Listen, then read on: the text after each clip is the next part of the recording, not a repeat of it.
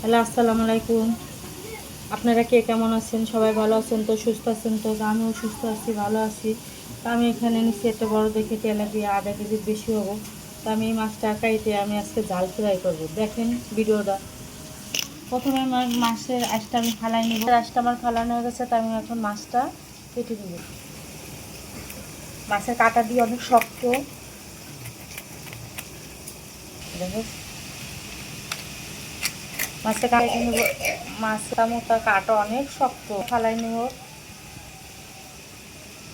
দেখেন আমার মাছটা কাটা হয়ে গেছে। আমি এখন মাছটা ধুয়ে নিব। আমার মাছটা আমি ধুয়ে লবণ মেখে রেখেছি, মাছের একটু পানি ছেড়ে দিছে। আমি এখন মশলাটা মেখে নিব।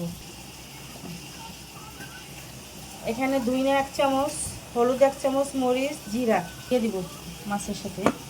ঝাল ফ্রাই, এখানে আদা দিয়ে দিলাম, কাঁচামরিচ কাঁচামরিচ আর পেঁয়াজ বেটে রেখেছি, আমি এটা দিয়ে দিব 1 চামচের মতো। দিব 1/2 চামচের মতো দিব। আর একটু লবণ দিয়ে দিব। লেবু দিব 1 পিস। মশলাটা মাখাই নিব।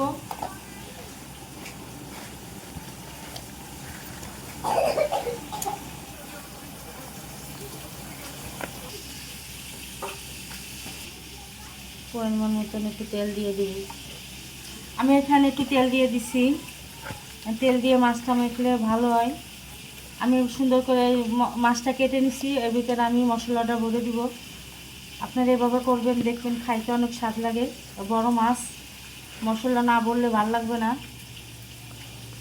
আমি এখানে 10 মিনিটের জন্য রেখে দিছিলাম যেন মশলাটা মাছের ভিতরে ঢোকে। তো আমি এখন ফ্রাই প্যানে তেল দিয়ে দিব। এখানে আমি তেল দিয়ে দিব পরিমাণ মতন। মাছ ভাজা, বড় মাছ একটু তেল বেশি লাগে।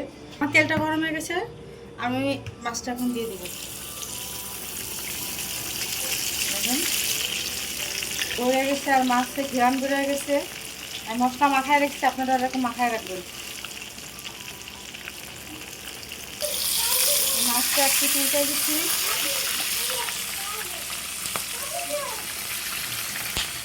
দেখেন আমার মাছটা কত সুন্দর ভাজা হয়ে গেছে। আমি আর একটু উল্টা দিব, আর একটা পাত।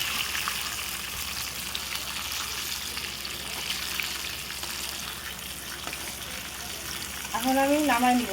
আপনারা এভাবে করবেন।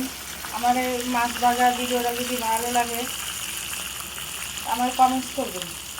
আর আপনারা কী কী ভিডিও দেখতে চান আমাদের কমেন্টস করে জানাবেন, আমরা ওই ভিডিও করে দেখাবো। মাছটা আমি নামাই নিলাম।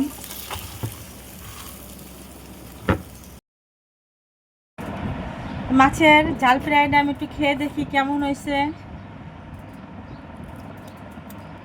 দেখেন কত সুন্দর হয়েছে।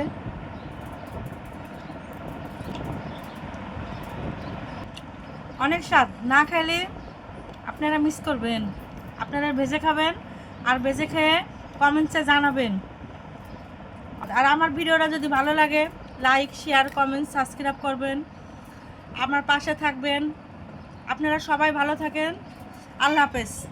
দেখেন আমাদের মাছের, তেলাপিয়া মাছের ঝাল ফ্রাই আমি কত সুন্দর করে ভেজেছি। আপনারা এইভাবে ভাজবেন।